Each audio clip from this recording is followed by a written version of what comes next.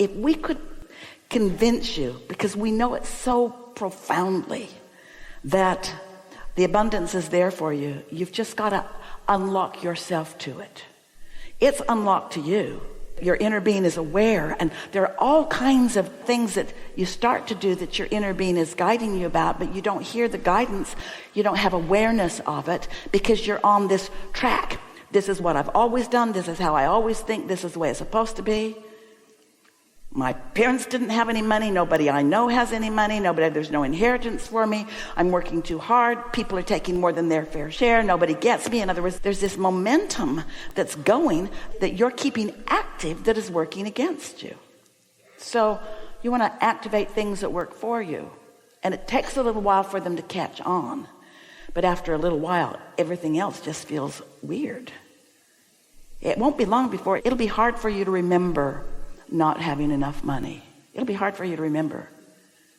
And sometimes you'll be around somebody else who's complaining, and you'll be sort of tempted to be there for them by explaining how hard it was for you. But then you'll just activate more of that and throw more resistance on your trail and slow your own progress a little bit, because you don't ever have to do that. It's logical that you might, but you don't ever have to do that. So let's not try to find the rightness or the wrongness in the realness or in the game. Let's instead, just for a little while, decide that path of least resistance means path of most allowance. And what is the path of most allowance leading you to? Your inner being, who is focused upon everything you want and got an avalanche of what you want flowing to you.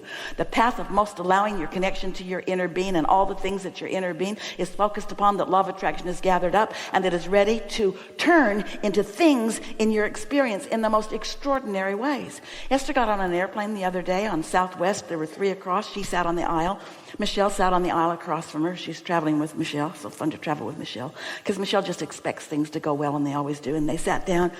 Esther had 2 extra seats, and she thought, they say the plane is full, but it isn't always. And she thought, sometimes an empty seat sits next to me. And then she thought, and sometimes not. And she just decided to be non-resist about it. Whatever it is, it is. I bought this seat. Whatever happens in those seats will be just fine.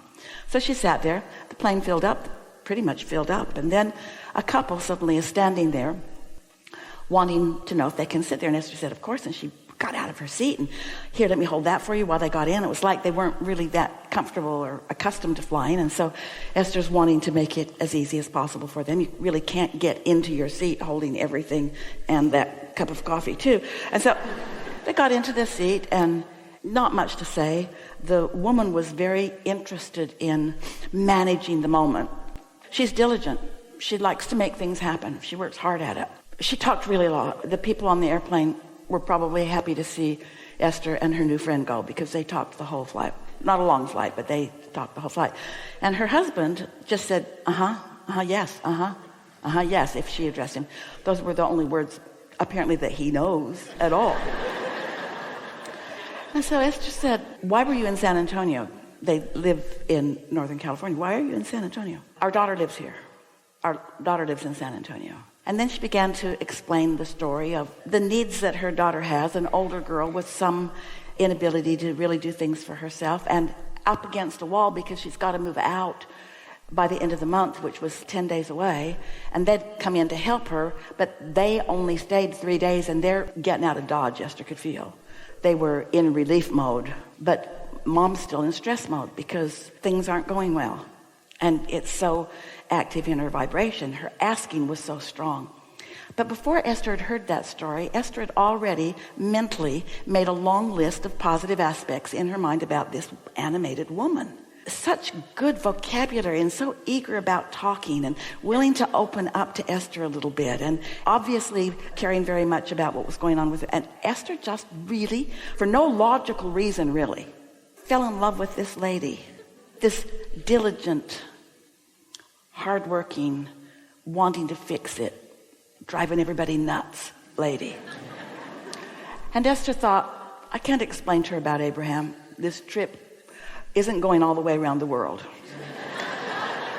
And it would take that long. So Esther didn't explain anything to her. Esther just listened to her. And as Esther was listening to her, she wants to live in this area. Well, it's an area not far from where Esther lives. And she doesn't drive, so she needs a bus stop close by. And there are lots of them around there. And as Esther listened, she said, well, I kind of know that area. And then all of a sudden, a download into Esther's mind. Path of least resistance opened right up to her. The woman had activated a desire within Esther. Esther's inner being is aware of what's going on. And Esther says, I have a friend. I bought a house from her. She's really, really nice. And she doesn't deal with rentals, but she's really a good resource for information. Here's her number. Give her a call. Well, Esther arrived in Phoenix, and before she went to bed that night, that call had been made. And Esther's friend said, she's also an artist and a real estate person, my studio mate has a place for rent in the area that she's looking for at the price she can afford, and she's gonna go look at it in the morning. And then Esther's friend, who's texting her, says, thank you for sending sweet person to me. And Esther thought, oh man, things are always working out for everybody. In other words, things are always working out for everybody. And Esther had an awareness of something wonderful, but Esther didn't have any of the what, where, who. Esther just received a little piece of an idea, which she relayed. And then off it went. And by the next morning, the place had been seen, the contract had been signed, the deal is done, the parents are happy, the girl is on her bus route living in the neighborhood where she wants to live. How is that? And we say, how can it not be?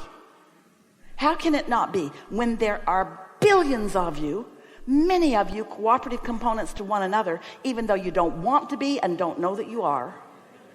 And the law of attraction still working things out for you because you deserve it, because you're worthy, because it's supposed to go that way, because you have desire. And your inner being, source energy, what man wants to call God, is not saying, oh, wait. I know you want it, but how are you going to prove worthiness to it? In other words, how much suffering are you willing to do? Well, humans do so much suffering, they pinch themselves off from goodness, and then they don't feel worthy, and then they're not expecting of good things, and then they're mad at anybody who gets good things, and then they're mad at everybody who's not living exactly the same way they are. Round and round and round it goes unnecessarily, because when you ask, it is given. When you ask, it is given. When you ask, it is given. When you ask, it is given. Every time, no exceptions ever. The question is, when it is given, what are you doing? Worrying. I'm mad. I'm jealous. I'm frustrated. I'm worried. That's throwing the sand on the trail. That's the stuff you do that doesn't let it flow. You got to find some way to feel different. If stuff like that would work out for me, Abraham, I would feel different. I promise you. Just give me some good stuff and I will feel good. We say that's conditional. And the law of attraction is responding across the board magnificently, perfectly to the vibrational frequency. Otherwise, this universe would be chaotic. But it isn't. It's in perfect balance all the time. It's in perfect balance all the time, no matter how it looks to you. It's in perfect balance. Some sports, she does not like arbitrary refs. She has a front row seat, and if you look real close, you'll see her, call me a ref.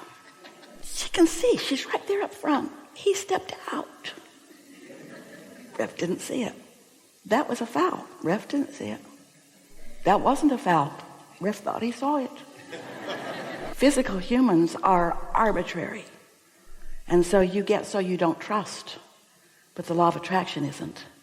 And your inner being isn't. In other words, there's fairness because you are worthy and you get what you're offering vibrationally.